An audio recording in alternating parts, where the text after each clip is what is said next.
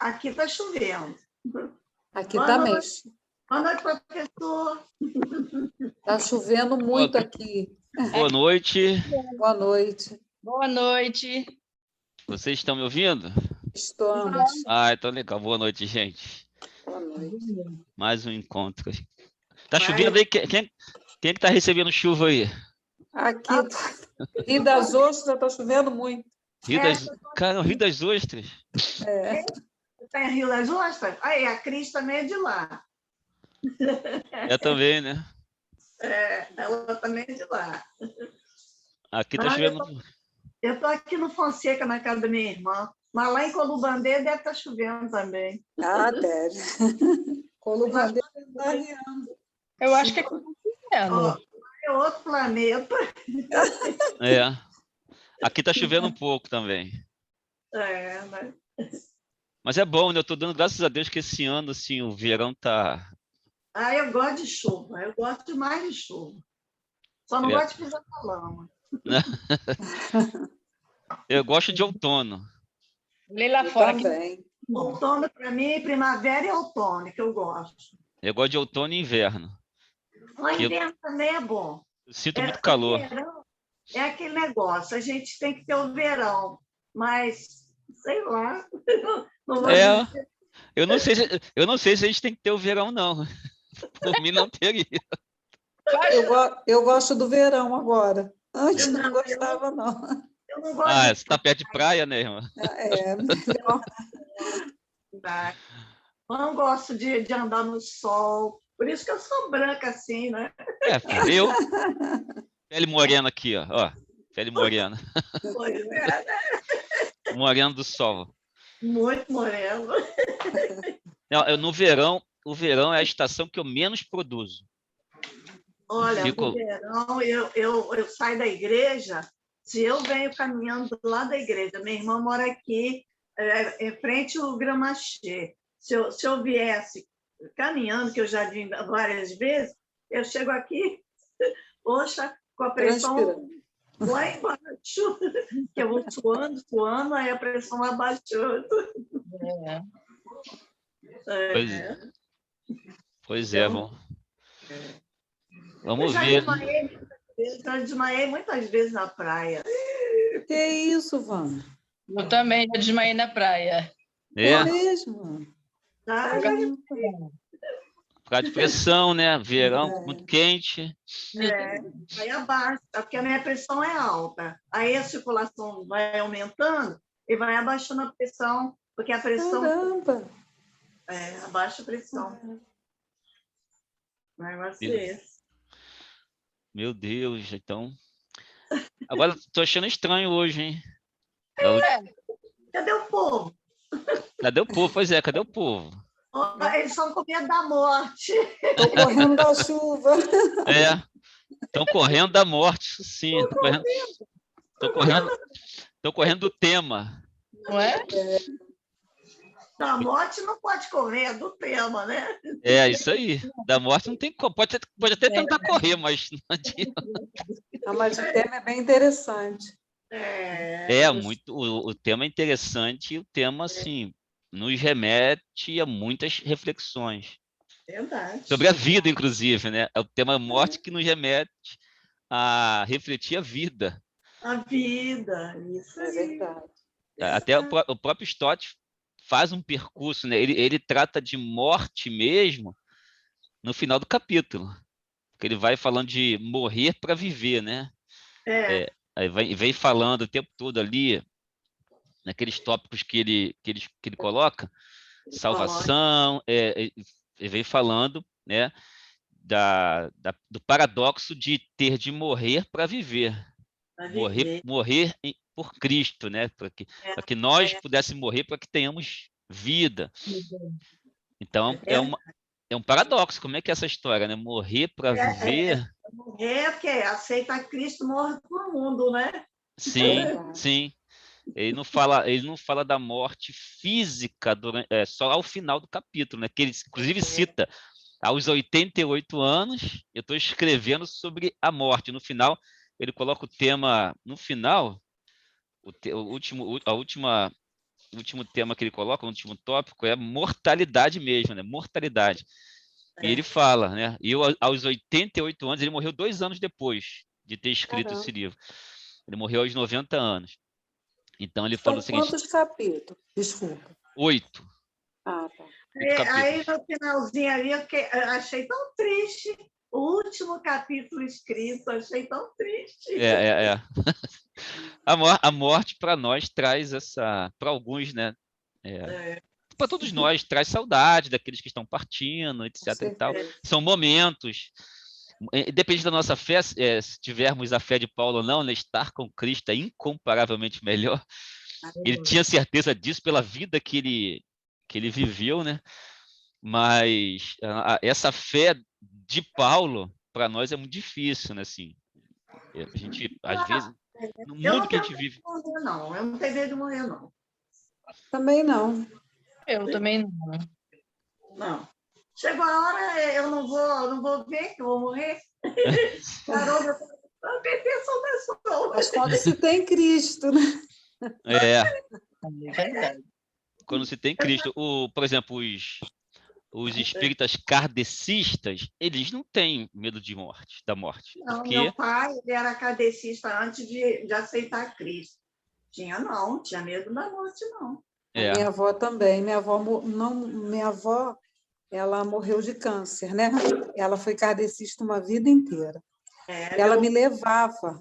Eu fui criada dentro do kardecismo com a minha avó. E a minha avó parou de me levar porque dizem que eu atrapalhava. Eu era tão quieta, eu não sei em que eu atrapalhava. É isso. A gente, nós éramos, eu e minha irmã mais velha que faleceu, meu pai, né? A gente tinha 15 anos, 14, 15 anos. Ele chamava para a gente ao centro espírita, porque nós fomos criados dentro da igreja evangélica. Aí,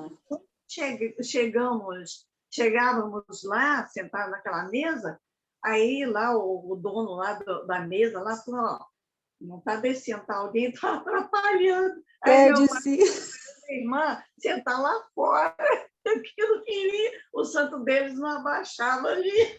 Eu ficava até com medo, eu tive até medo. Eu falei, eu já era presidente de mocidade, essas coisas assim, já trabalhava na igreja. Aí eu falei, não vai descer nada aqui em nome de Jesus. E não descia.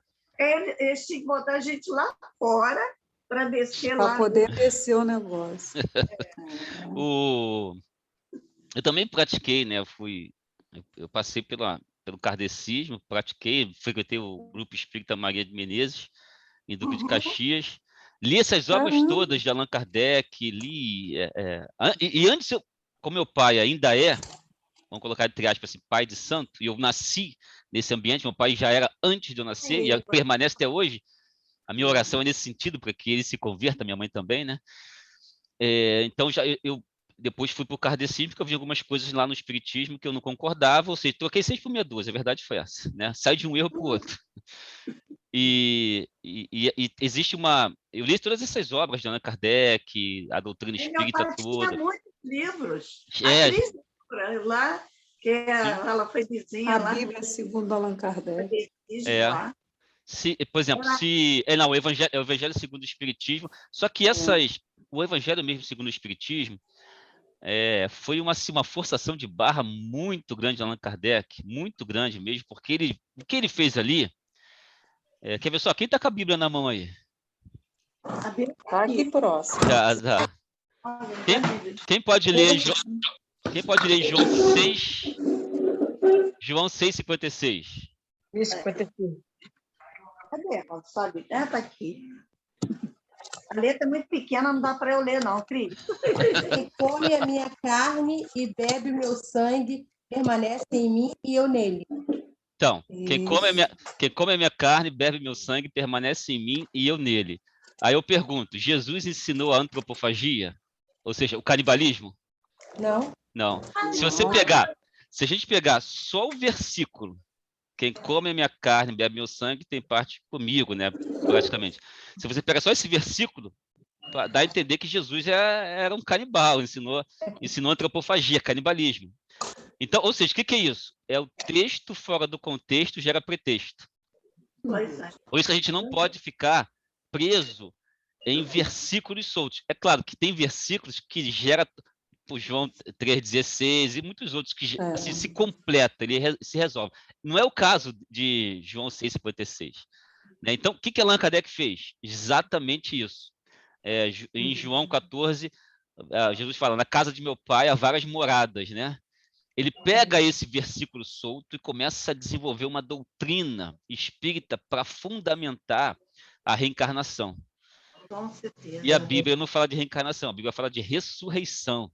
Né? Não somos reencarnacionistas, não vamos voltar reencarnados, nós vamos ressuscitar. Né? Então, o que Allan Kardec fez foi justamente isso, pegar um versículo isolado e construir uma doutrina. O que ele fez foi justamente isso. O texto, fora do contexto, gerou pretexto para ele desenvolver a doutrina, o Evangelho segundo o Espiritismo. Então, assim, não tem fundamento nenhum. É uma aberração. Não tem fundamento nenhum. Uma aberração terrível. Ele tentou aproximar o cristianismo com a doutrina espírita que ele... não foi nem ele que desenvolveu, na verdade, já tinha acontecido um episódio com as irmãs Fox, Meg Fox e uma outra irmã, que eu esqueci o nome, onde numa casa que elas moravam, vários fenômenos aconteceram, barulhos, móveis se arrastando, aí eles criaram, espíritos, demônios, né? Na verdade, demônios. Então, ela criou um tabuleiro, que é usado até hoje, um tabuleiro de comunicação com esses demônios, com esses espíritos, né? E a partir dali, depois, vem a época da França, né, de Allan Kardec, ali onde a máxima da Igreja Católica era longe da Igreja não há salvação, e Allan Kardec bate de frente com a Igreja na época ali, e com a doutrina espírita, né? E aí a mesma Igreja Católica, com aquela força que tinha na França daquela época, não conseguiu evitar que se popularizasse a doutrina, mesmo errada, totalmente antagônica à palavra de Deus, crescesse, né? Então, naquele cenário ali, ele acaba sendo decodificador. Mas, assim, o diabo, ele tem uma audácia, né? Uma inteligência muito, muito grande, porque ele cria cenários para as pessoas ficarem presas ali. Porque tanto no espiritismo de matriz africana, as religiões de matriz africana e o espiritismo, elas têm tanto espíritos bons quanto ruins. Né? Ou seja, o diabo se apresenta como espírito ali, naquele enredo todo, se apresenta como espíritos bons. Para mim é tudo igual. Tudo igual, não tem diferença nenhuma. Mas ele cria esse enredo. Quando eu me converti, eu sempre me apresentei como espírita, porque eu era mesmo, né? Então, eu sempre me apresentei como espírita nos lugares, eu gostava de falar disso, eu gostava de me apresentar. Só que eu fui por sempre me apresentar como espírita, sempre fui evangelizado, onde eu trabalhei, onde eu frequentei, na universidade, no trabalho que eu passei. Graças a Deus por isso, né? E um amigo, que é pastor, que eu trabalhei com ele, ele falou uma coisa que começou a moldar a minha mente para chegasse ao dia 26 de outubro de 2008, que foi quando eu me converti. Ele falou o seguinte, eu falei, cara, assim, você fala que o espiritismo é errado, né? Eu vou até o centro espírita, o grupo espírita, e o espírito chega e tem uma mensagem boa de amor, de luz, de prosperidade. O que de errado tem nisso? Aí ele falou, porque eles criam esse enredo, porque você preso nessa religião e não aceitando Jesus, o seu destino é o inferno. Aí eu comecei a pensar, eu falei, poxa, agora você começou a me convencer, né? Se eu não me converti nesse dia, obviamente, sempre ouvi, né, as evangelizações, até que um dia eu fui trabalhar com um colega lá, né, e ele era um crente desviado. E o nosso chefe era pastor, é pastor até hoje, né? Pastor Rogério Leitão. Ele falou o seguinte, vamos lá, vamos fazer o seguinte, vamos fazer uma visita na igreja do chefe, porque aí depois que fizer a visita, a gente vai ter uma condição melhor aqui no trabalho, etc e tal. Aí eu falei, é verdade, isso aí é boa estratégia sua. Aí eu fui. Aí no dia que eu fui, ele não pregou, que não foi, não teve como ele ir, quem pregou foi a ministra de louvor. Aí na segunda vez eu fui. Só que eu entrei para fazer uma média com o chefe para receber algum benefício no trabalho. Confesso que foi isso, sem vergonha. Mas eu entrei para fazer essa média com o chefe e saí convertido, porque ele entregou um sermão tão poderoso, veio veio tanto assim direto no meu coração que quando ele fez o apelo, eu levantei a mão, genuinamente aceitei Jesus como seu Salvador. Aí uma pedra caiu na minha cabeça, porque eu vinha do Espiritismo. Uma pedra caiu na minha cabeça, porque aí eu transformei a minha vida. Aí, a ponto de fazer teologia, me envolver com pesquisas em teologia, né? E tá aí, na igreja, professor de EBD, preguei várias vezes. Glória a Deus. Mas você não fez uma média, fez um canecão. Exatamente, né? Foi a melhor média que eu tentei fazer com o chefe. No dia ele falou, ó, tô vendo aqui muitos amigos do trabalho, é uma honra para mim vocês estarem aqui, etc e tal. Aí eu me converti e esse meu amigo, que estava desviado, se redirecionou com Cristo, se reconciliou com Cristo e está até hoje, está fazendo teologia também agora. Né? Então, como é que... Mas os kardecistas é assim, alguém morre, né? Por exemplo, quando a minha mãe faleceu, foi antes dele, era evangélica, né? Então ele falou assim, eu vejo sua mãe, eu vou ver sua mãe, que eu não ver minha mãe, não. Minha mãe está lá com o Senhor, então não vai ver a minha mãe nem ver. Aí ele, quer dizer, falei assim, não, só vai ver o diabo, não minha mãe. Aí foi ele, quer dizer que se eu morrer e aparecer para você, você vai dizer que é o diabo. Eu vou dizer sim. Aí ele começava a rir. Claro que é. Não existe comunicação, eu não sei como. Tem crente que tem medo de espírito. Tem medo de assombração, de fantasma, aí volta o texto do Stott, né? A imaturidade espiritual, né? Não existe isso. Vivo mesmo, gente viu. A gente nem precisa ter medo do diabo, é derrotado, né? Tá debaixo dos nossos pés. Então, quer dizer, não tem. Então, quer dizer, medo de espírito, meu pai que está envolvido com esse. Assim, impressionante, irmãos, que quando eu era espírita kardecista, eu via coisas, sabia? Eu via pessoas que não existiam. Meu pai também. Várias vezes. Espíritos que estavam atormentam aquelas pessoas. E aí eu vi pessoa, uma certa vez eu estava numa loja, alguma coisa assim e tal. Existe uma máxima no kardecismo que é longe da caridade não há salvação. Um erro terrível. A salvação é pela fé. Né? Fora da obra não é, justamente. É pela fé, mediante a fé. E graças a Deus, inclusive, hoje está comemorando 504 anos da Reforma Protestante, né? Pela fé, o justo viverá pela fé, né? Então aí eu estava numa loja e uma criança assim, de uns 10 anos, 12 anos, me puxou e me pediu alguma coisa, acho que era um lanche, né? Uma coisa assim da época. Aí eu olhei, aí voltei para o que eu estava fazendo ali, eu estava procurando algum produto, e aí eu pensei, longe da caridade não há salvação. Quando eu virei, questão de milésimo de segundo, já não tinha mais ninguém ali. E eu senti a pessoa me tocar, a criança me tocar, me chamar, não tinha mais ninguém ali. Eu morava numa casa de um sobrado, teve uma vez que eu cheguei, abri o portão, né, e o terreno era grande, e lá em cima tinha uma área em cima, né? Eu vi uma pessoa ali em cima transitando. Quando eu abri a porta, entrei em casa, não tinha ninguém dentro de casa. Né? Então, eu via coisas...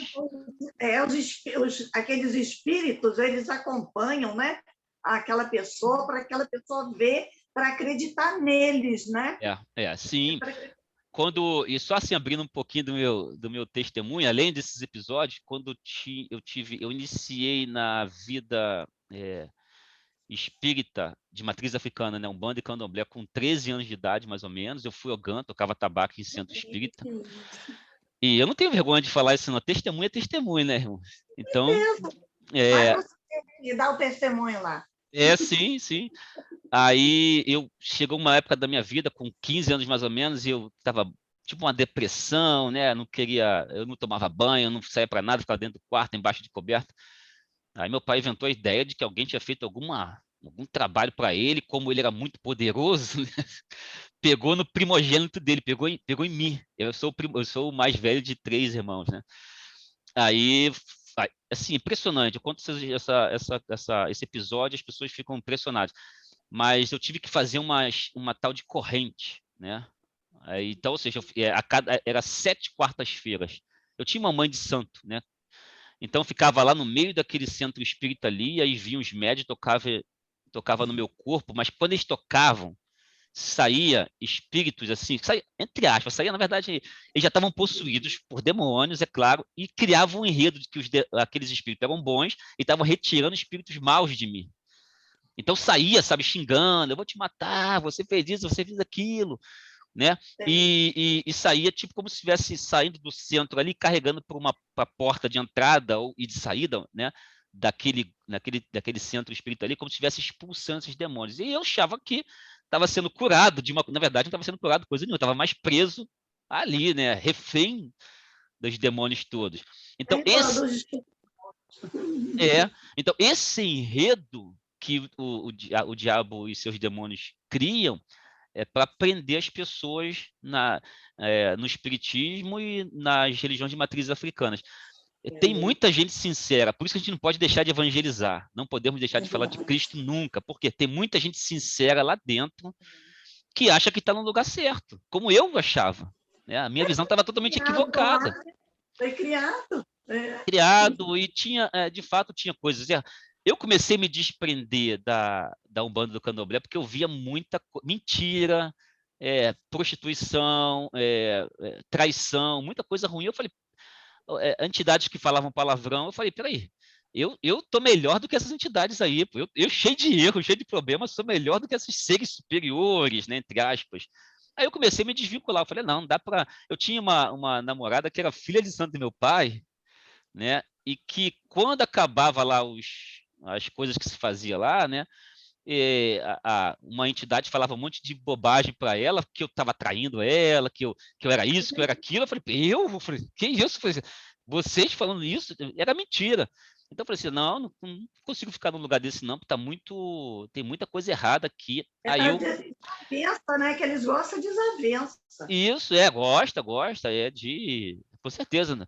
Então eu via muita coisa errada lá e fui para o kardecismo, que era mais brando, que era mais filosófico, que era mais leitura, não era porque a tradição de matriz africana é muito oral, então cada um faz uma coisa, uma bagunça terrível, né? Não tem um direcionamento. Lá no kardecismo teria, né? Eu pensando, teria uma coisa mais suave, mais agradável, mas lá também eu vi coisas erradas. Então, quando eu me converti, eu já estava afastado do espiritismo, da Umbanda do Candomblé, mas estava só visitando de vez em quando. Então, foi tudo um preparo. Eu acho que Deus já no controle de tudo, né? Então, foi tudo um preparo para que chegasse nesse dia, 26 de outubro de 2008. Eu não lembro até hoje. Até hoje eu tenho a Bíblia que a irmã me deu. Grave esse dia, essa data. Hoje você é uma nova criatura. Ela escreveu para mim lá, a irmã Ângela. Eu guardo essa Bíblia até hoje aqui. E foi uma transformação radical. Aí, de fato, eu deixei de ir para a morte eterna para ir para a vida eterna, graças a Deus, mediante a obra de Cristo. Né? Da morte física, né? Para a morte eterna. Agora, meu testemunho daria assim, horas e horas, porque foram vários anos, vi muita coisa acontecendo lá. Eu não sei nem se eu poderia falar tudo que eu vi para, assim, talvez não deveria, né, escandalizar a igreja, né, mas a igreja devia estar preparada para ouvir essas coisas, que é uma realidade. Não, mas, na verdade, lá, né, Cris, lá no CR, a gente tem tudo para fora. Entendi. Não, e quando o Cristiano estava falando seu testemunho, meu pai era pai de santo. E meu pai não suportava bebida. E meu pai bebia muito quando ele se manifestava. Era uma coisa assim. E meu pai tem 2 famílias, e 2 filhos deles estão internados até hoje no hospital por conta das consequências. Meu pai se converteu, morreu no Senhor, graças a Deus. Amém. Mas a gente teve umas consequências, sim, entendeu? É porque nós estamos no Senhor, estamos em Deus. Aí muitas coisas são quebradas, né? Porque a gente viu um peso, né? Meu pai vivia pesado. E isso é uma coisa que deve ter marcado muito a sua vida. Sim. Testemunho, assim, né, de vida. É muito bom para edificar. Sim, é verdade. Amém. Pelo seu pai. Falar com o Gianni para você ir lá. Lá do testemunho. Assim. Por exemplo, teve um certo episódio, né, uma certa noite, de que eu fiquei sem exageros, a noite inteira meu pai possuído, tinha bebido algumas numa festa e possuído e, sabe, a noite inteira ele, assim, com palavras contra a gente, que um ia morrer, fazendo uma monte de manifestação, bem possuído mesmo. Bem possuído, alterado, muito alterado, né? E aí, assim, mais ou menos 2 ou 3 da manhã, o meu tio, que é irmão dele, chegou da rua aí, era de um sábado para domingo. Ele falou assim: o que está acontecendo aqui? Eu falei: não, aqui, ó, o meu pai está alterado, não sei o que e tal, a gente está tentando controlar ele aqui, jogamos no chão várias vezes, ele assim, adquire uma força enorme, né, sabe? Meu pai, assim, quando possuído, pegava um boi pelo chifre, virava, subia em cima e cortava a cabeça do boi. Entendeu? Cortava para fazer. Ou seja, quem faz. Que força. De onde vem essa força, né? Não é de Deus, com certeza que não. Pessoas assim. E aí ele pensa coisa pesada. E aí meu tio falou assim: ué, que isso? Puxa, que coisa ruim e tal.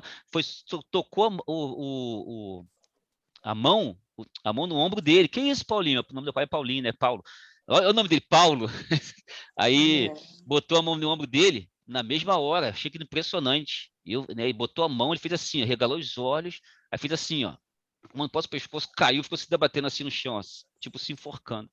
Isso, o meu tio que tinha chegado da rua, não estava sabendo de nada. É um demônio que saiu do meu pai ali, pegou ele. Aí eu, recém-convertido, né? Não conhecia a Bíblia, conhecia nada. Assim, foi o primeiro momento, primeira vez que eu expulsei um demônio, porque eu consegui expulsar aquele demônio ali. Sentei ele ali, fiz uma oração, eu falei: ó, não é por mim, expulsa, Senhor, esse demônio dele. Aí se acalmou, se expulsou assim, sabe? Acordou, aí acalmou, ficou sentado assim, pasmo, sabe? E eu fui para lá de a gente controlar meu pai de novo. Então foi uma noite. Aí no final das contas. Terror, né? A noite de terror. Terror. Né? No final das contas, meu pai estava no chão, né? Aí estava no chão lá, assim, todo alterado no chão, já cansado. Aí acredito que um demônio se aproximou do meu irmão tentou até matar meu pai. Meu irmão, calmo demais, calmo, falou assim. Aí chegou no chão: morre, não sei o que, morre. Eu falei: meu Deus do céu. Entendeu? Aí, assim, o cenário, né? O demônio cria o cenário todo, a gente tem que estar firme na fé, porque ele vai tomando quem está perto ali, ó. Vai tomando, chama a multidão de demônios, ó, aqui vão aproveitar. Tá acontecendo confusão aqui, vamos aproveitar. Isso que acontece. Aí ele falou o seguinte: ó, me larga que eu vou. Tava tudo sujo já, tudo sujo, urinado. Falou assim: me larga que eu. Todo alterado ainda, né? Isso já tava, o sol tava aparecendo já. Me larga que eu vou lá pro centro, vou tomar um banho. É o centro dele. Aí desceu. Foi lá, desceu. Depois de 20 minutos, ele sobe, bonzinho, cheiroso, calçado, com roupa nova. Eu falei: ué, tava alterado, cheio de bebida. E aí falou assim. Aí chegou, minha mãe ficou dentro de casa porque ele queria agredir minha mãe, por isso que a gente não deixava ele entrar e tal, foi aquela confusão toda por causa disso. Ele chegou para ela e falou o seguinte: o que vocês fizeram comigo? Convenceu a minha mãe que a gente estava errado e estava certo. Olha só o que o demônio faz. Aí a minha mãe ficou contra nós. Vocês fizeram isso tudo com o teu pai a noite toda. Ele tá. Olha aí, ele tá bonzinho. Cadê? Porque ela não viu o episódio todo, ela não viu nem como é que ele estava. Ela ficou dentro de casa escondida, né? Ele conseguiu convencer e colocar ela contra nós. Tudo demônio, né? Ou seja, destruição da familiar, etc e tal. Ou seja, o que o demônio faz é isso. Esse é o enredo. Mas aí um dia eu conto meu testemunho completo, vai durar aí uma semana só. Deixa eu ver aqui quem chegou depois. Ailton, Val, Lúcia, já estava, Fabiana, Jonei e Dorim Miguel. Mais uma vez estamos aí. Um prazer incomensurável, mais uma vez, fechar esse livro. Quer dizer, hoje não, semana que vem, tá? Nós teremos a aula de fechamento, né? De conclusão, tá bom? E eu vou pedir a irmã, pode ser você, irmã Wanda, orar para a gente iniciar, orar por entregar esse momento, esse tema, tudo que já conversamos até agora. Na verdade, a aula já até começou, né? Na mão de Deus, para a gente direcionar o estudo de hoje, pode ser? Sim. Obrigado, Pai, pela oportunidade de estarmos aqui nessa tarde, Pai. para que possamos aprender mais um pouco da tua palavra, Senhor, desse livro tão importante para nós, que nós estamos, assim, aprendendo, né? Tudo que veio do Dom Stott. Obrigado pelo Cristiano também, nosso professor, nessa reflexão que ele fez nesse momento também, Senhor. Toma conta de cada um de nós, abençoe cada participante do grupo, Senhor, esta noite. Abençoe, Pai amado, nossas vidas, nos dê sabedoria vinda de Ti, Pai. Sim. Que tudo que aprendermos aqui, Senhor, seja para a honra e glória do Teu nome. Em nome do Teu Filho amado, Jesus. Amém. Amém. Bom, o tema de hoje, né? Morte. Eu lembro que... Deixa eu ver aqui, só quem está com o microfone ligado, está tendo um ruído. Deixa eu ver se eu consigo... Ponto, agora consegui. Tem um programa chamado de Provocações, né? Quem está apresentando esse programa hoje é o Marcelo Taz. E no final, é um programa muito de filosofia também, e muitos convidados já participaram desse programa. E depois você pode até assistir lá no canal do YouTube. Mas ao final do programa, das entrevistas, né, ele sempre pergunta o que é a vida. E aí o entrevistado sempre dá uma resposta, ele faz a pergunta de novo. Depois da resposta, ele pergunta o que é a vida. Aí o entrevistado tenta complementar a resposta, ele pergunta de novo o que é a vida. Fica uma pergunta sem resposta.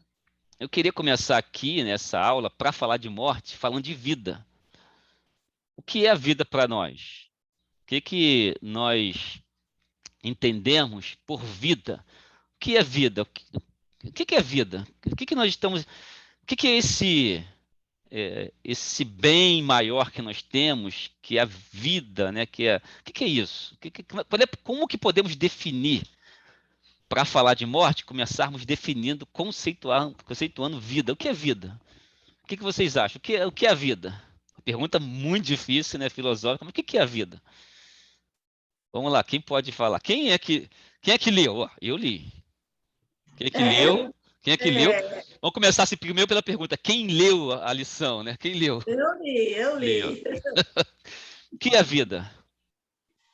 Para mim é o sopro de Deus, né? Em nossas vidas. Uhum. Porque sem ele, como a gente estaria, né? Aqui. Ele nos criou, né? E nos deu, né? Ele soprou, né? As nossas narinas, como ia lá em Adão, né? E Eva, foi um sopro de Deus em nossas vidas.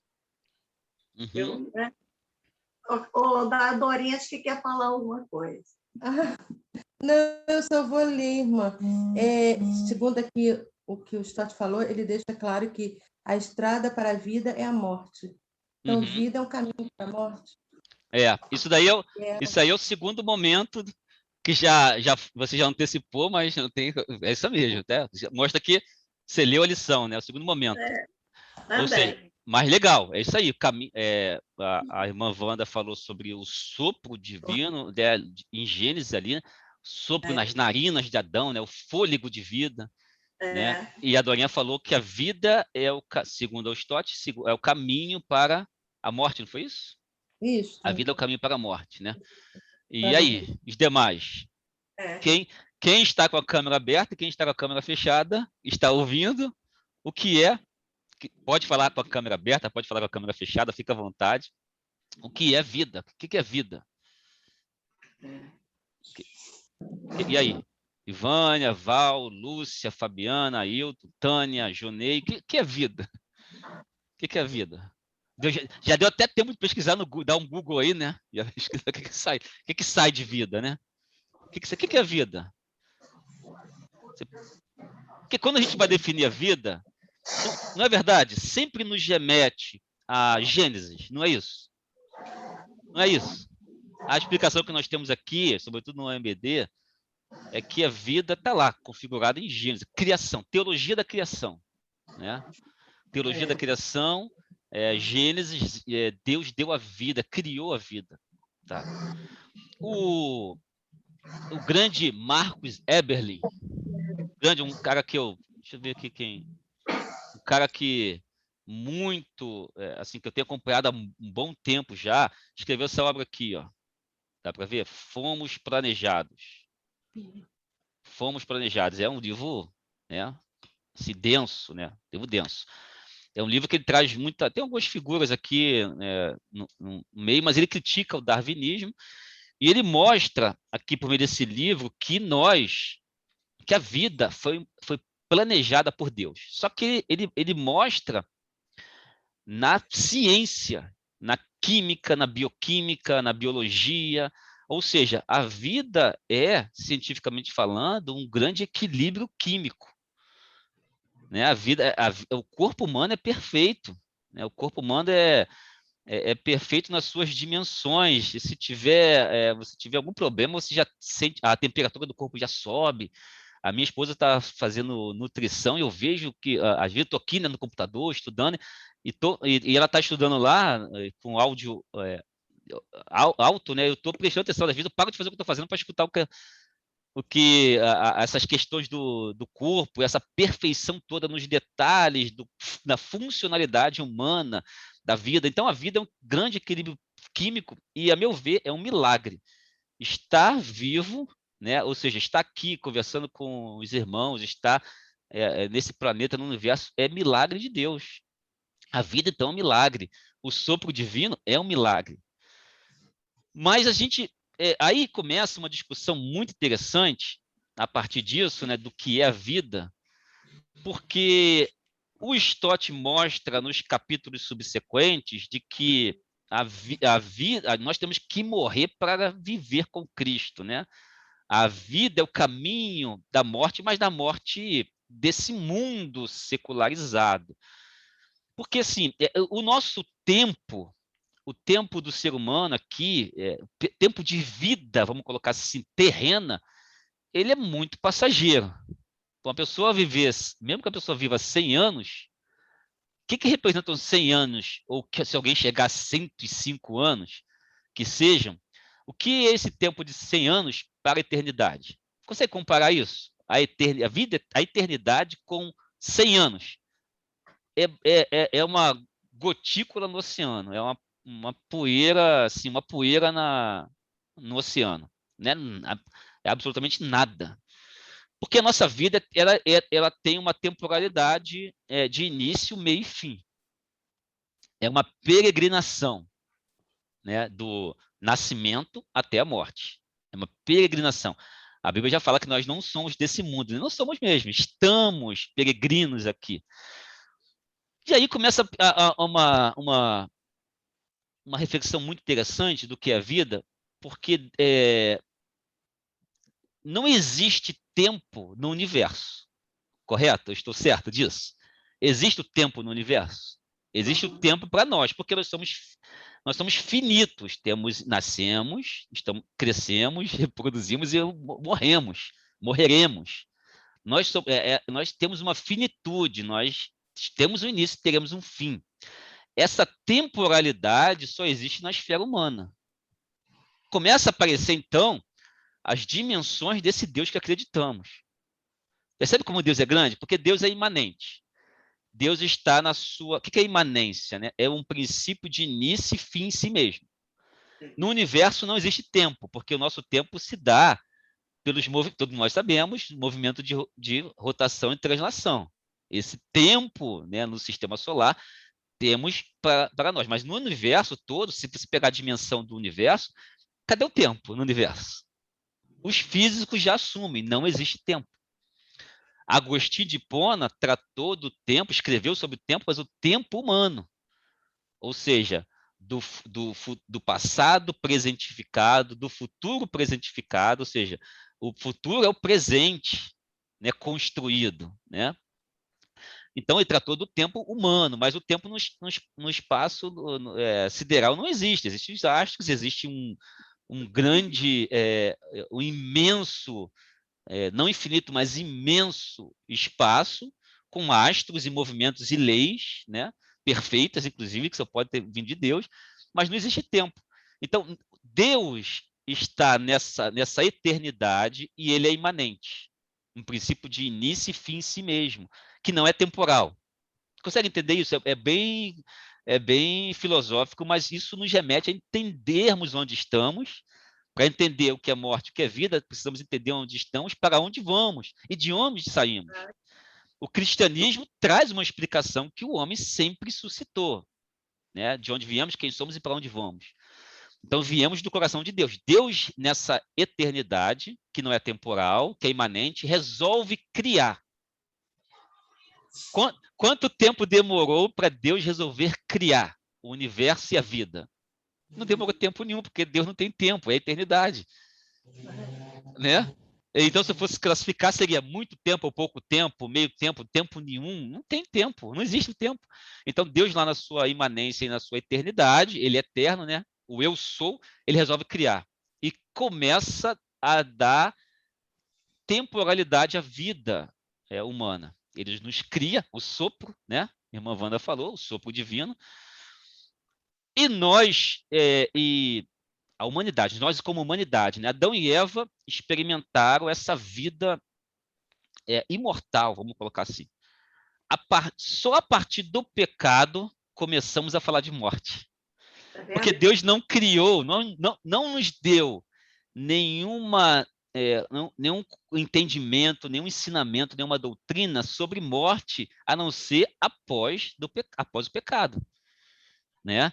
Se comeres, certamente morrerás. Então, a morte começou a ser discutida e ser real na nossa vida a partir da primeira desobediência do primeiro casal. A partir dali, todos nós já somos criados, né, nessa atmosfera. Né? Nós somos criados no coração de Deus, mas estamos nessa atmosfera pecaminosa e com isso, Deus começou, né, Deus faz um plano perfeito. Ou seja, se entregar, por meio de Jesus, se entregar, ele mesmo via até se fazer um de nós, morrer, morte física mesmo, né? Jesus morreu e depois ressuscitar, para que possamos ter vida. Então, a vida tem uma concepção científica e teológica. Deus nos criou e nos deu vida. Do barro criou Adão. Já tinha ali uma construção física, mas faltava o espírito, a alma, aquele sopro divino, né? Então, a integralidade da vida é parte material e parte imaterial, corpo e espírito, corpo, alma e espírito, né? Nessa integralidade. E a morte é justamente o desprendimento disso, né? Para depois ressuscitarmos no corpo glorificado. Então, existem, como eu falei, duas concepções aí de vida, né? E a morte é uma realidade. Depois, Deus usa o apóstolo Paulo para apresentar vários versículos, e o Stott aqui também apresenta, que a gente vai discutir agora, né? Vários tópicos, vários versículos desse paradoxo. Por que morrer para ter vida? Né? Se a vida veio de Deus, por que eu tenho que morrer para ter vida? Eu tenho que morrer para ter vida justamente por conta, inicialmente, dos nossos pecados, né? Da entrada do pecado na humanidade, né? E depois pela obra de Jesus na cruz do Calvário, né? Que é uma referência para nós. Quem quiser me seguir, negue-se a si mesmo, toma-se a sua cruz e siga-me. Né? Negue-se a si mesmo, ou seja, é uma quebra do egocentrismo, antropocentrismo, para a entrada do teocentrismo, do cristocentrismo. Né? Ou seja, eu me nego para que Cristo viva em mim, morro para que, como Paulo falou, né? Morro para que Cristo viva em mim. Né? Então, o ser usado por Deus é justamente isso, né? Negar esse mundo para viver para Cristo. E aí alguns versículos nos saltam, né, aos olhos nesse contexto. Por exemplo, João 10:10, né?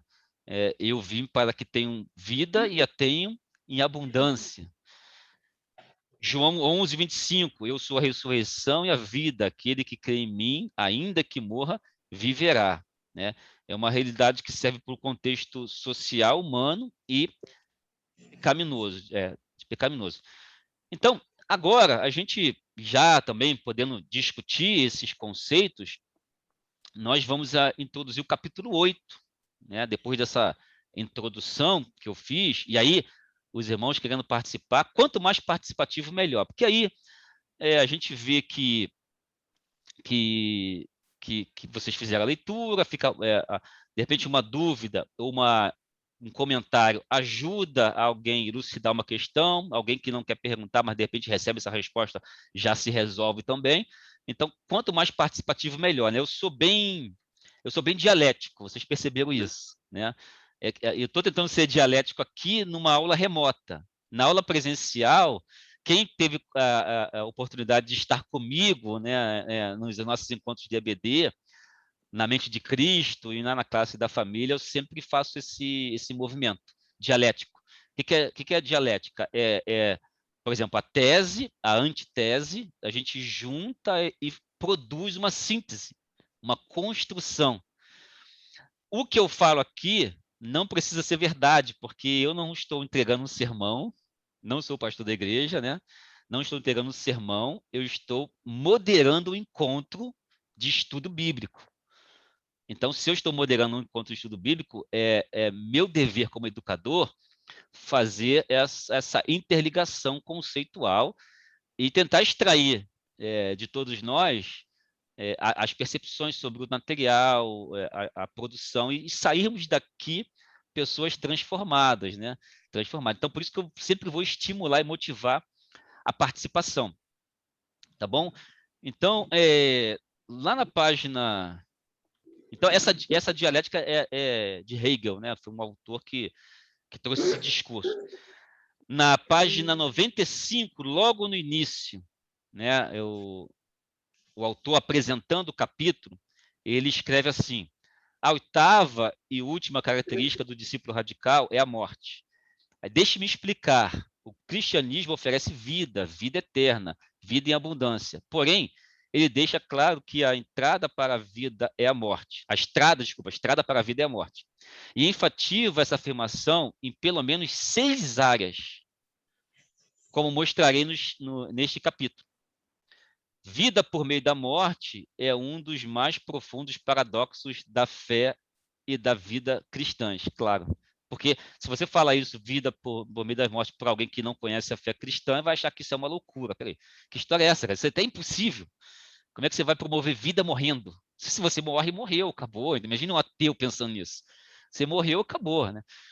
Então, a vida e a morte sempre fascinam as pessoas. Tanto a vida quanto a morte são assuntos que geram fascínio às pessoas, né? Inquietações. Vida por meio da morte é um dos mais profundos paradoxos da fé e da vida cristã. E aí ele vem apresentando aqui essas 6 situações, né, que ele chama de princípios paradoxais da vida por meio da morte, né? Que ele fala, primeiro tópico, salvação, né? Depois, discipulado, acompanha comigo aí.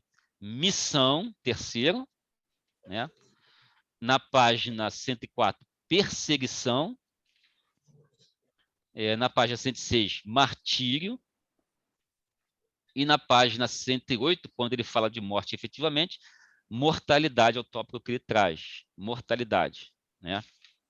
Então, são esses 6 tópicos que a gente precisa percorrer e concluir a lição de hoje. O primeiro é salvação, ou seja, a concepção de que precisamos morrer, a morte é real para que possamos ter condições de sermos salvos, né? Salvação, Deus escolheu nos proporcionar salvação por meio da morte do seu filho. Deus poderia ter feito de uma outra forma? Claro, ele tem infinitas formas de fazer o que ele fez, mas ele escolheu, vou me tornar um de vocês, vou morrer na cruz para que vocês tenham vida. Então, a morte para Deus foi um caminho, né, metodológico para possibilitar a salvação. e ele morre e ressuscita. Inclusive, eu queria indicar esse livro aqui para os irmãos, olha só, Evidências da Ressurreição, ó. Josh McDowell e Sean McDowell.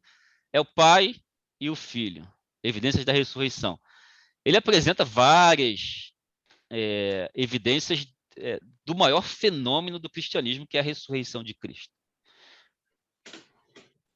E aí, no tópico sobre salvação, lá bem na terceira linha, na página 97, está escrito assim, que Stott escreveu. Paulo escreve que o dom de Deus é a vida eterna, Romanos 6, 23. E João explica que aquele que tem o Filho tem a vida, né? 1 João 5, 12. Fica claro também que a característica distinta desta vida não é a eternidade, mas sua qualidade como vida do mundo, no novo mundo. A vida eterna é uma vida vivida em comunhão com Deus, João 17, 3. Então, aqui ele fala tanto a vida terrena quanto a vida eterna, né? Sobre a vida eterna, nós não temos muitas informações, nós temos informações do reino, né? De que esse reino, esse local preparado para aqueles que creram e vão crer ainda em Cristo e terão possibilidade de entrar na vida eterna. Mas a morte diária que nós devemos ter, volto a falar do escatom, né, da escatologia, a morte diária que devemos ter é para possibilitar a nossa entrada na vida eterna e também de terceiros, aqueles que participam no mesmo meio que nós, porque a missão evangelística é justamente essa, né? Jesus morreu, venceu a morte e ele te possibilita a salvação. Só nele há salvação. Então é algo que eu sempre vou falar da teologia da esperança de Moltmann, né? Então, assim, isso tem que gerar em nós transformação e esperança. E o caminho metodológico dessa esperança, na nossa vida diária de morte, para possibilitar vida em nós e vida àqueles que nós vamos possibilitar aproximação com Cristo e salvação, transformação, regeneração, conversão e entrada na vida eterna, essa esperança que nos move internamente, ela tem de passar pela morte de Cristo na cruz. Você percebe isso? Ou seja, eu não posso ficar como espectador tranquilo, porque eu já sou salvo, entendeu? Já estou aqui, eu morro para Cristo, estou vivendo a minha vida, sou espectador, porque daqui a pouco eu estarei com Cristo lá na glória, isso é um fato, é verdade. Então, é uma esperança estática, eu espero, estou esperando.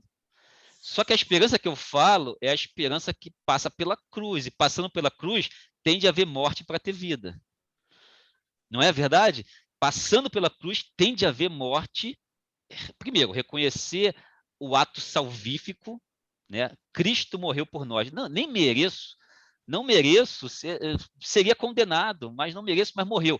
Tenho que reconhecer esse ato. E verbalizar e proclamar essas boas novas, esse ato. Então, a esperança, ela é ativa. Ela é ativa a minha morte para viver, ou seja, a morte em relação aos valores do mundo. Não vivo mais eu, mas Cristo vive em mim. Né? Não foi isso que Paulo disse? Não vivo mais eu, mas Cristo vive em mim. Então, morrer para o mundo, morrer para os meus desejos e viver para cumprir o que Cristo quer que eu cumpra, ser servo e evangelizar, levar as boas normas, assumir, ser participante dessa grande comissão, a comissão mais importante que foi já constituída no mundo todo, que é a comissão da missão evangelística. Não é isso que Jesus nos chamou para isso? Mateus 28, 19, Marcos 16, 15, né? Ide pregar o evangelho a todo mundo. Então, o ide é um movimento, né? Que não é o vinde, é o ide, porque a esperança estática é o vinde, né? Eu estou aqui, estou só esperando a concretização escatológica, salvífica, e eu entrar na glória com Cristo. Estou esperando, fico tranquilo aqui. não mando WhatsApp, não evangelizo, né? Se eu não mando um WhatsApp, não evangelizo verbalmente ou por escrito, qualquer que seja, nas redes sociais ou no trabalho ou fisicamente no evento, eu não estou morrendo para Cristo. Estou ou não estou morrendo para Cristo se eu fizer isso? Não estou. Eu estou vivendo a minha vida. E a vida que eu tenho só porque Cristo me deu. Então, vida assim, com egoísmo, né? Vida com egoísmo. É egoísmo mesmo, né? Essa palavra que eu tava lembrando, né? E a irmã me lembrou agora. É uma vida egoísta, porque eu quero eu vou entrar. E às vezes, ao meu lado, meu irmão, meu pai, minha mãe, meu amigo do trabalho, que todo dia trabalha comigo do meu lado, não é crente e eu nunca falei de Cristo para ele. E às vezes até dou mau testemunho, mau testemunho no trabalho, porque tem gente, já vi gente sim, essas incoerências, né? Fala que é cristão, mas está defendendo uma ideia pornográfica ali, está rindo de uma brincadeira de mau gosto, uma pornografia que alguém fala no trabalho. Então isso não é um bom testemunho, né? Hora que for evangelizar, peraí, você que estava outro dia rindo das brincadeiras que o colega fez ali de pornográficas, ou uma brincadeira de mau gosto com um colega, então você que vai me evangelizar. Peraí, não. Eu estou melhor que você, cara. Fica na tua aí, entendeu? Então, é o testemunho corporal e de verbalização de conteúdo também, né? Então, morrer para Cristo também existe essa possibilidade. Então, assim, sobre o tema salvação, a gente sabe que a salvação é só em Cristo, né? E falando de salvação, sabendo que nós temos a certeza do ato salvífico, né? Jesus ressuscitou, né? E a ressurreição é um ato, além de ser o maior fenômeno do cristianismo, é um ato de fé e também científico. Existem muitas evidências científicas para a ressurreição. Eu não sei quem aqui está, e ainda no tema salvação, né? Primeiro tema que a gente fala sobre morrer para viver, né? Desse paradoxo dentro da salvação. Não sei quem estava aqui na primeira vez que eu preguei na nossa igreja, né? Se foi até foi um estudo bíblico, na verdade, foi uma quarta-feira, eu apresentei algumas evidências da ressurreição. A Wanda estava lá, né? Não sei quem mais estava nesse dia. Eu posso até voltar a porque eu fiz alguns slides, até ampliei aquela pesquisa. Eu posso apresentar essas pesquisas nas próximas aulas para a gente. O livro está acabando, né? Então a gente tem algumas eu tirei daqui do Josh McDowell, outras foram alguns outros materiais que eu pesquisei, né? O Rodrigo Silva também traz algumas boas ideias. Mas assim, a ressurreição é o fenômeno mais estudado dentro do cristianismo, né? É o marco principal e também é mais estudado. Quando Jesus ressuscitou, para quem que ele apareceu? Os discípulos, né? Os discípulos? Para quem que ele apareceu? Hã? Para Maria. Para Maria Madalena. Maria Madalena. As três Marias, né? As três Marias. As três. Tem um evangelho que fala de três Marias, outro fala de duas ou uma Maria, mas foram as três Marias, a verdade é essa, né? Os evangelhos eles não se contradizem, pelo contrário, se complementam, né? Então, foram as três Marias, Maria Madalena, Maria Mãe de Jesus, e tinha uma outra Maria também, que vivia ali entre os... Maria era um nome muito comum, Jesus também era um nome comum, a Bíblia fala de outros Jesuses, né? Não só de Jesus, o Cristo, né? E Maria Madalena, porque Maria que veio de Madala, uma cidade, né, perto da Galiléia, que Maria Madalena, vem o nome de Maria Madalena. Então, Jesus ressuscita e aparece para mulheres. Como é que as mulheres eram tratadas naquela época? Não é? Não tinha nenhuma credibilidade, né? Não tinha. As mulheres, o testemunho das mulheres não era válido. Né? As mulheres não eram contadas nos censos, nem as crianças.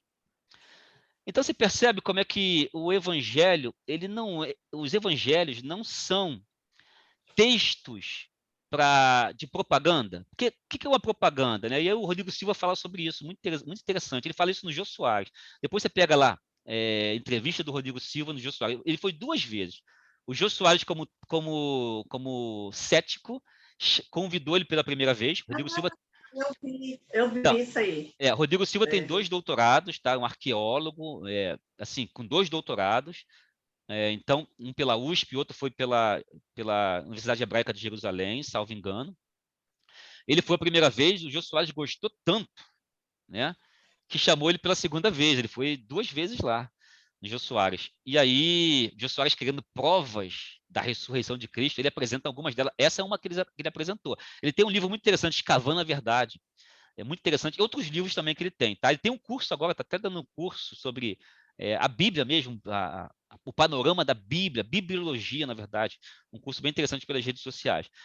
Então, o testemunho de a mulher não era válido, né? Quando Jesus ressuscita, ele aparece para mulheres. Se o evangelho fosse escrito como uma mensagem de propaganda, por que eu sou pós-graduado em marketing, sou administrador também. Eu trabalho com essa questão marketista. Quando uma empresa quer vender uma ideia ou um produto, é criado uma proposta marketista, uma publicitária, para convencer você a comprar o produto, né? No convencimento, na persuasão, na retórica, eles vão na oratória, eles vão usar para você comprar. Então, ou seja, é um produto com uma maquiagem para você comprar, né? Na semana passada eu falei das pesquisas do Robert Cialdini, que é as armas da persuasão, que ele mostra o que as empresas têm feito, 6 armas para fazer vender mais. E os evangelhos não trazem isso. Eles não são os textos para poder vender a ideia da ressurreição. Porque se fosse isso, os evangelistas não teriam colocado que Jesus apareceu para mulheres. Eles teriam colocado o quê? Que Jesus apareceu para alguma autoridade romana ou para Pedro, para os apóstolos. Pedro e os apóstolos tinham muito mais credibilidade ao falar do que mulheres, para testemunhar. Eu vi Jesus ressuscitado. E aí Pedro falando, com certeza, olha, ia se espalhar a notícia muito rapidamente. Ou então o centurião, né? Os evangelistas, e aí de fato Jesus apareceria para um centurião, para uma autoridade romana, ele ia se converter. Olha, apareceu mesmo, eu vi. Imagine esse testemunho, uma autoridade romana dizendo, eu vi ele ressuscitado. Ia espalhar, ia ter uma credibilidade gigante. Só que Deus não faz isso. Aparece para mulheres, porque Deus tinha um propósito de, né, usar as mulheres naquele contexto ali. Tudo está no controle de Deus. Muitas coisas que a gente não entende, mas Deus está lá. Então, não teria aparecido para mulheres, e também os evangelhos teriam propostas marketistas e não tem, né? Outra evidência da ressurreição importante é o próprio selo, a pedra que rolava, né? Jesus foi enterrado, sepultado em um túmulo de José de Arimateia, não foi isso? Ele pede o corpo para ser sepultado, e aí aquela pedra que rolava tinha cerca de 2 toneladas. Não era qualquer pedra, né? Era construída para ficar ali, rolar para um lado, só fechar e abrir. E nem abria tudo, porque era pesada. Depois que era rolada a pedra, eles colocavam um selo romano. Então, o selo romano foi colocado ali, era um tipo de cordel, né, que fechava nas 2 extremidades, impedindo que a pedra fosse rolada, e com aquele anel chancelado do imperador no meio. Então, assim, quem ousasse romper esse selo estava morto. Ninguém tinha coragem de fazer isso. E, além disso, o que tinha ali? Além do selo romano, mais 2 soldados romanos. E os soldados romanos, se você for estudar um pouquinho a questão bélica do soldado romano, o soldado romano é o seguinte: quando ele traía o império, ou ele perdia um armamento, ou ele traísse o império, ou seja, traindo o império para os inimigos, ou se ele perdesse um armamento, uma espada, ou se ele saísse do posto, né? Quem é militar aqui, né? O Miguel foi militar também. Foi militar? Não, é militar, né, Miguel? Sempre. Nós nunca deixamos de ser. Né? Eu sou, o Jonei também é militar, né? Então, quem é militar sabe, quem abandonar o posto é crime militar. Então, naquela época também já tinha isso. Os soldados, se abandonassem o posto, seriam mortos. Sabe como é que era a morte, a punição com a morte para abandono do posto, ou qualquer uma dessas 3 situações? Colocava o soldado amarrado, rasgava a roupa do soldado e iniciava uma fogueira com as próprias vestes dele e morria queimado. Era assim. Então, imagine, você acha que um soldado ia ausentar daquele local para que os apóstolos fossem lá e roubassem o corpo de Jesus? Impossível, porque os apóstolos não eram guerreiros. Eles não tinham. Claro que Pedro tinha uma espada, mas ele não era um guerreiro, ele era um pescador. Ele usou uma espada, cortou a orelha de Malco, mas ele não era um guerreiro, né? Ele não era isso. Ele não tinha. Os apóstolos, depois da morte de Jesus, eles apresentaram sinais de covardia. Pedro negou 3 vezes, né? Judas cometeu lá o suicídio. Eles correram, eles se esconderam. Eles não confrontaram o império. Ninguém vai matar o meu mestre, ninguém vai. Não tinha nem condições de fazer isso. Eles não tinham poder bélico para fazer isso, nem número para fazê-lo. Então, ou seja, a possibilidade de o roubo do corpo, né? Sem que o Império Romano tivesse visto, com o selo, com os soldados romanos ali, é descabido. Descabido. Só que houve um fenômeno, a gente conhece, houve um fenômeno, e aquela pedra ela foi afastada. Né? Aquela pedra foi afastada metros dali. Então não foi força humana para isso. Aquela foi afastada e Jesus ressuscitou. Né? Então, o próprio afastamento da pedra é mais uma evidência, né, da ressurreição. Então, a ressurreição ela tem várias evidências, né, de constatação lógica e científica, e também por meio da fé, de que Jesus morreu, ressuscitou, né, e está à direita de Deus e enviou, porque foi Jesus que enviou o Espírito para nos consolar. Quem viu aquele filme O Corpo, com Antônio Bandeiras? Então, a irmã Cristina viu. É um excelente filme para vocês assistirem. O Corpo, com Antônio Bandeiras. Eu não sei se tem na Netflix, né? Até pouco tempo aqui eu tinha 200 DVDs, eu doei todos, evangélicos e tal. Então, o que é o enredo do corpo? Né? Uma escavação,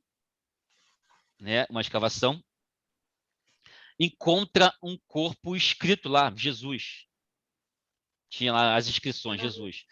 E aí, o Vaticano, o Antônio Bandeiras é um padre, um científico, ele manda para estudar esse corpo. Porque é o seguinte, a preocupação do filme, né, do Vaticano naquela época, né, do Papa, etc. e tal. Se achar o corpo e se é de Jesus, acabou a fé cristã. Porque a fé cristã fala que ele ressuscitou, né? Ele ressuscitou, não existe corpo nenhum, né? Mas se acharam, agora, aí ele vem e estuda. Por quê? Porque só foi encontrado um corpo de um crucificado. E tinha lá o nome do cara lá. E aí sabe que as ideias, né, algumas ideias estranhas de algumas pessoas, alguns ateus, e começaram a conjecturar que fosse o corpo de Jesus, né? Mas não era o corpo de Jesus porque tinha ossos quebrados. Existem profecias de que nem o osso seria quebrado. E era uma prática quebrar os ossos das pernas do crucificado. Porque o crucificado, ao contrário do filme do Mel Gibson, né, A Paixão de Cristo é excelente, porque é chocante, né? A Paixão de Cristo, você mostra ali, ele mostra ali as 12 horas que Jesus sofreu para nos salvar. E aquele sofrimento ali, pasmem, foi bem maior do que o filme apresenta.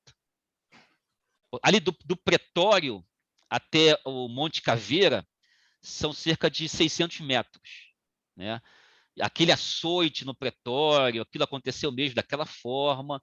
Né? Os romanos eram especialistas em tortura.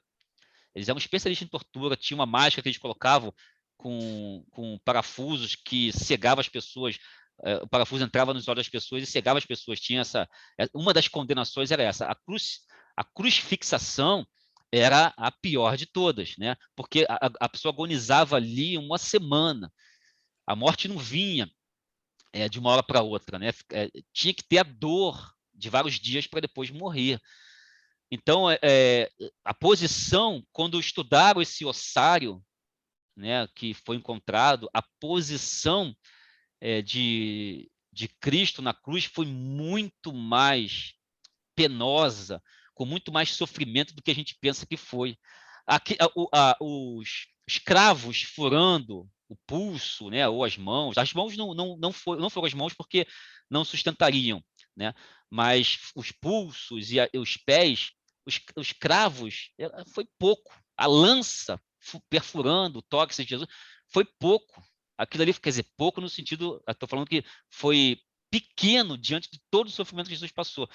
Porque a posição não era aquela posição. A posição era mais de braços abertos mesmo, tá? Não tão abertos, mas sentado. Mas uma posição mais que tinha tinha um local ali onde o tórax era apoiado, tipo sentado, né? E ali por quê? É para poder gerar uma posição em que a morte não fosse rápida, que a morte durasse e proporcionasse sofrimento. Então não foi aqui esticado, como a gente vê, né? No filme, não foi aquela esticando de um lado para o outro, quebrando. Se acontecesse aquilo ali, esticasse Jesus e quebrasse o tórax, ele ia morrer em horas. Logo depois ia morrer, porque ninguém ia ficar com esticado, quebrar tudo por dentro e ficar vivo, né? Não, foi colocado ali, pousado, crucificado, e todo aquele sofrimento, né? Os açoites que ele sofreu, proporcionar, junto com a lança e os cravos, proporcionar a morte, porque estava ali, né? Como é que a pessoa morria? Jesus não foi o primeiro a ser crucificado e também não foi o último. Eles eram especialistas, né? Caveira era um monte que tinha um espaço ali do lado que o corpo saía dali e ia jogado naquele.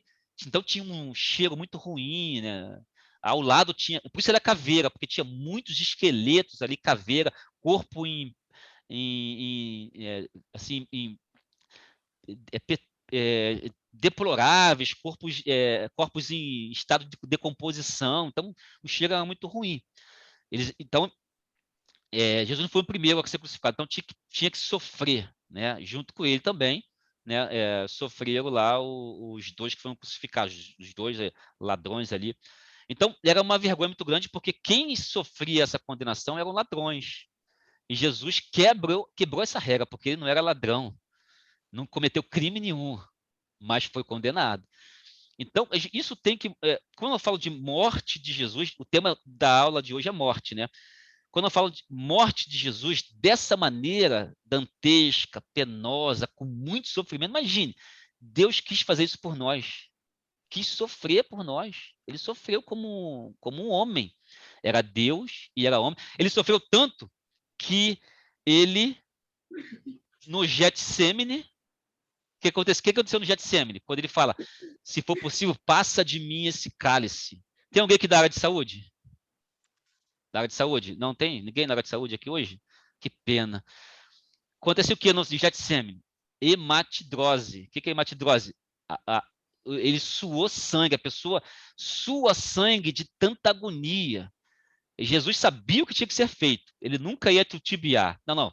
Hoje eu não vou, não estou muito afim. Não seria isso. Ele sabia que ele ia para a cruz, sabia que ia ser entregue, ia ser capturado pelo Sinédrio, já ia começar a tortura no Sinédrio, porque ele foi espancado, bateram no rosto dele, bateram na cabeça dele, entendeu? Então já começou ali a tortura dentro do judaísmo. Quando ele foi levado para o pretório e teve aquela situação com Pôncio Pilatos, aí começou a tortura toda, aí já era os especialistas da vez, o Império Romano, especialistas em matar. Né? O Império Romano aperfeiçoou o processo de crucifixação, de modo a acontecer mais sofrimento.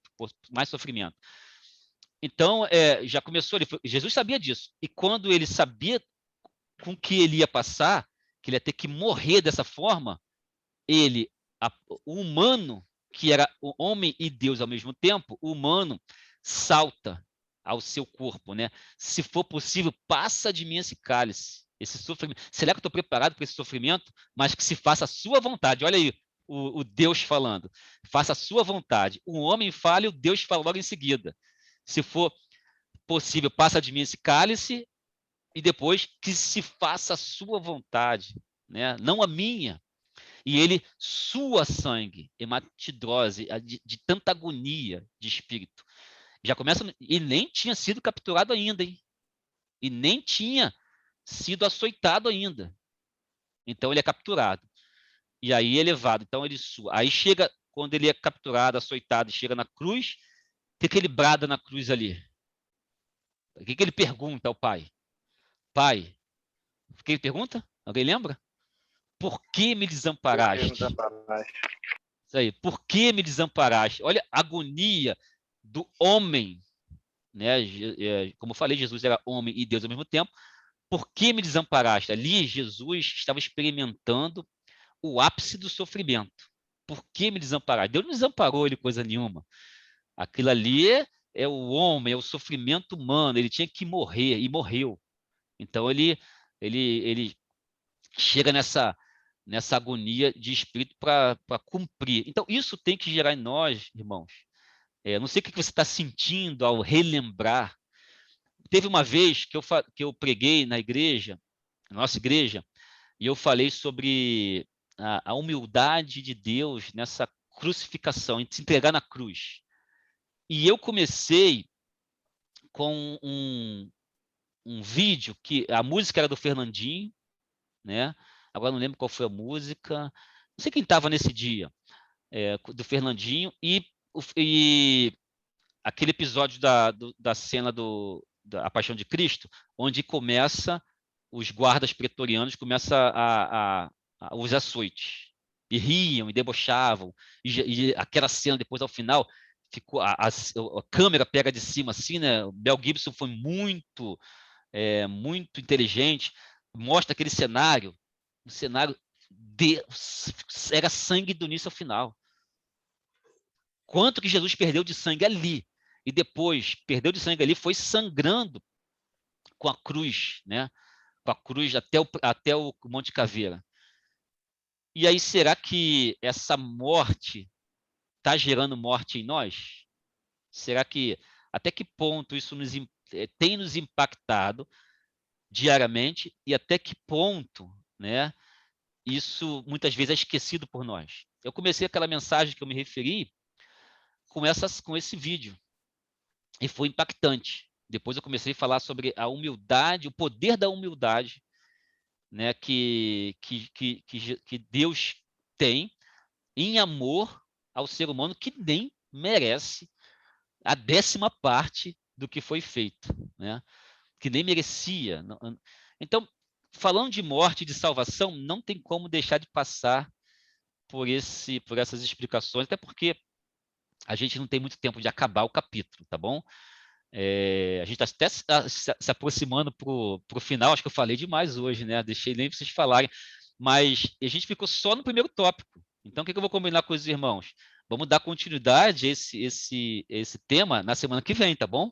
Porque tem mais coisa. Eu posso projetar os slides, falar da ressurreição, evidências da ressurreição, trazer mais alguns elementos e pautar aqui de novo no material, porque o assunto é um dos capítulos maiores que o Stott apresenta, é um dos que gera mais discussão, interligações, concatenações com outros conteúdos, e por isso que a gente acabou levando mais tempo.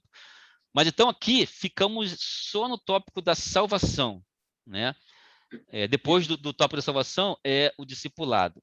Mas ainda em relação a isso tudo, do que eu falei, desse enredo todo, alguém tem alguma pergunta? Quer acrescentar alguma coisa? De repente, falando de morte diária, morte de vida terrena, né? Não morte física, para que Cristo viva em nós, falamos de testemunho, falamos da nossa missão evangelística.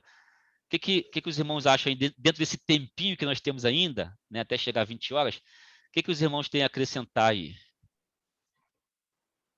Quando lê o material... Opa! Diga aí, Johnny. Queria acrescentar, principalmente na parte de missão evangelística, que foi o que você citou inicialmente, né? A gente, eu fui salvo, estou salvo, então posso ficar só na expectativa, né, do meu encontro, né? Mas Jesus também disse que a árvore que não der frutos, ela será cortada, né? Então, assim, ao mesmo tempo que a gente morre diariamente para viver, né, para encontrar a vida, a gente também precisa levar pessoas a morrer, e isso faz parte do nosso dessa caminhada para a vida, né, que é gerar frutos. Eu acredito que quanto aí a contradição, né, mas que é a verdade. Quanto mais mortos, mais frutificaremos, né? A árvore, quanto mais morta, mais ela vai frutificar. Quanto mais morta na carne, mais nós mais frutificaremos. Não, ótimo sua contribuição, Johnny. É morrer para gerar frutos, né? Esse morrer para gerar frutos, né? Frutificar, muitas vezes até na comunhão entre os salvos, né? Entre nós, né? Porque muitas vezes você não está morrendo tanto, né? Deveria morrer mais, e o irmão tá morrendo pouco também, e aí um ajuda o outro, né? Irmãos, vamos lá, vamos evangelizar, estamos fazendo pouco, existe um mundo aí fora, e muita gente com o coração aberto, só esperando falar de Cristo. As pessoas podiam andar com uma mensagem na camiseta, né? Meu coração está assim, eu estou aflito por tal motivo, que aí saberíamos. Mas nesse mundo que vivemos, nessa configuração, é possível que a maioria das pessoas estejam vivendo algum problema, algum complexo, algum paradoxo, alguma dúvida, alguma inquietação, e muitas vezes muitas vezes não, Cristo sempre resolve esses problemas. Então, as pessoas têm no coração muitos anseios. Nós não sabemos, só vamos saber depois que a gente começar a entrar, a evangelizar, a conhecer. Existe uma técnica, eu até falei isso aqui nessas aulas, quando eu fiz o curso com o pastor Eduardo e o Tom e o Rafael, nós fomos até a Primeira Igreja Batista de BH para estudar os pequenos grupos, né? E depois aplicarmos aqui. O pastor me convidou para fazer parte desse grupo. E foi uma viagem muito, muito boa. Fomos de manhã, voltamos à noite. Cansativa, mas muito produtivas. E lá a gente aprendeu o seguinte: olha, né, no processo evangelístico, ganhe primeiro as pessoas para você e depois ganhe para Cristo. Porque se dermos um testemunho ruim, depois ganhar aquela pessoa para Cristo cria uma barreira. Então, primeiro, assim, ganha a simpatia, a empatia, ganha a amizade, né? E depois que você tiver a confiança daquela pessoa, agora eu quero te falar da parte mais importante desse processo todo, de Cristo. E da decisão mais importante da vida da pessoa, que é aceitar Jesus como Senhor e Salvador. A decisão mais importante na vida toda é essa, né? Então, aí você tem uma abertura para falar de Cristo. E com esse processo não significa que Cristo tem menos importância do que nós no relacionamento. Pelo contrário, é um caminho metodológico, não precisa ser perfeito, mas geralmente é assim que funciona. Quando você ganha amizade, eu fui evangelizado assim. As pessoas ganharam a minha amizade, eu fiquei aberto para ouvir tudo que elas tinham para dizer, né? É o que o Jonei falou. Então, muitas vezes, esse morrer precisa ser lógico também, né? Para gerar frutos em nós, no nosso irmão, da nossa comunidade de fé, e naqueles que ainda não aceitaram Jesus como Senhor e Salvador, né? O que a gente não pode lembra do inconformismo? Primeira lição do Stott? Inconformismo. É não se conformar com essa configuração mundana que está... Porque, assim, já se configura hoje, né? E eu vou falar aqui com bastante tranquilidade, já se configura hoje no mundo, né, um cenário que eles estão classificando, coloca aspas aí, tá, como depois de Deus, pós-Deus. É um cenário, um contexto, não para todos, graças a Deus, não a igreja também cresce, mas esse grupo vem crescendo também, né, os neo-ateus, um cenário em que Deus está ultrapassado, ou seja, Deus ficou lá atrás. Teve um filme que eu vi, que o filme, embora fosse antigo, esqueci o nome do filme, embora fosse antigo, era um cenário futuro, onde falar de Deus era até proibido. Assim, já está acontecendo isso em muitos lugares. Na China você não pode falar, no Oriente Médio, você não pode falar de Deus que você é perseguido. A morte para os missionários, e tem um tópico do Stott que fala sobre a missão, a morte para o missionário é muito mais real do que nós. Eles enfrentam a morte para evangelizar. Eles morrem de verdade, entendeu? Assim, por Cristo. Sabem que vão sofrer perseguição, sabem que podem morrer, e muitos morrem para que Cristo viva.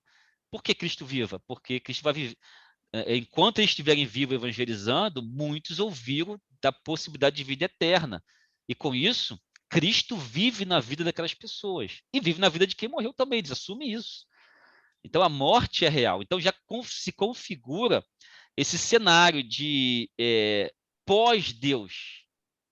Tá? E não me leve a mal no discurso, eu só estou apresentando esse contexto que vem crescendo. Graças a Deus, nós temos a fé que nos move, que nos dá a certeza da salvação. Mas, para muitos, isso vai estar se perdendo por conta de avanço tecnológico, avanço científico, autossuficiência, positivismo, as pessoas entenderem erradamente que a ciência vai explicar tudo, né? É tudo ciência. Então, essa racionalização exagerada, demasiada, muitas vezes afasta a pessoa de Deus. Muitos se aproximam. Né? Eu citei gente aqui que é pós-doutor premiado, Marcos Eberle, que não perdeu a fé, se aprofundando em ciência. Mas já existe um cenário se configurando fortemente no mundo de uma realidade, uma sociedade pós-Deus. Então, nesse filme que eu vi, uma pessoa era processada porque falou o nome de Deus. E era perseguida, processada, quase foi para um tribunal, quase morreu. Esqueci o nome do filme, depois eu vou lembrar e passo para vocês. Então, esse cenário, ele é real. E qual a nossa participação nisso? Como é que devemos morrer para fazer a realidade de vida na vida de muitas pessoas, por meio de Cristo? Como fazer isso? E aí, a gente tem uma série de estratégias evangelísticas que devemos pensar, devemos nos reunir mais para sair para evangelizar, sair para botar isso em pauta, discutir caminhos, meios, pelas redes sociais ou não, criar projetos evangelísticos para que, de fato, a nossa igreja seja contínua nessa proposta evangelística, né? E, de fato, tenhamos resultados, ou seja, conversões. Qual é o resultado de uma igreja? Qual é o resultado de uma igreja? Conversão. Pessoas indo como está em Atos, né? Aqueles que foram sendo convertidos foram se acrescentando, sendo acrescentados ao grupo, né? Ou seja, uma igreja próspera, não é se ela tem um templo bonito, dinheiro na conta, ela é próspera se ela estiver alcançando as pessoas foram se convertendo, se transformando, sendo regeneradas, remidas e lavadas pelo sangue do Cordeiro, e se transformando a sua vida, né? Então, isso acontece com o templo vazio. Se a gente for lá agora, o templo está lá vazio. É no templo vazio que acontece? Não. É por meio de nós. Nós, eu e os irmãos. É por meio de nós, do nosso pensar, nossos projetos, da nossa intenção, da nossa vontade de morrer para que Cristo viva. É isso, irmãos. Alguém tem mais uma coisa para falar? Hoje eu falei demais, né? Nem dei oportunidade para que vocês falem, mas alguém tem alguma coisa para acrescentar? Oi? Eu queria falar uma coisa. Quando você falou aí que está havendo perseguição, hoje eu ouvi um comentário que na China não tem os aplicativos da Bíblia, lá está proibido, não pode. Aí eu fico pensando assim, nós temos ainda a liberdade de poder estar lendo uma Bíblia, né? De repente de poder estar falando com os outros. E quando eu vi, né, a notícia, eu fiquei assim meio que balanceada, porque isso, de certa forma, vai chegar até nós. E a gente precisa estar preparado, a gente precisa... Quando você fala da palavra, eu gosto muito da Bíblia, da aula dominical em si, porque a palavra, quando você lê, ela fica... A única coisa que você vai ter é a palavra, porque as coisas estão muito difíceis. Mas a palavra é o que vai nos guardar, é o que vai nos alimentar, é o que vai ficar em nós. É a palavra de Deus, eu acho que ela marca muito a nossa história. Sim, marca e tem marcado no decorrer do tempo, né? É o livro que perpassa os tempos, passou perseguição, destruição, e a palavra de Deus permanece, vai permanecer. Agora, imagine num cenário em que nós somos missionários também. Os missionários não são aqueles que saíram dos seus países e foram para outros países, não. Nós somos missionários também. Nós temos uma missão evangelística a cumprir, que é obrigação, é ordenança, não é convite. Não é se der tempo. Hoje não deu tempo, não. Então, hoje, estou no descanso hoje. Não. É missão evangelística mesmo, né? Assim, de ordenança. Então, imagine nós aqui, né? Nessa tranquilidade que nós temos, tranquilidade no sentido de viver num país teoricamente cristão, sem perseguição, e um missionário no Oriente Médio, na China, na Índia, nesses países que o cristianismo não entra. Imagine acordando um dia que a gente acorda aqui e eles acordam lá.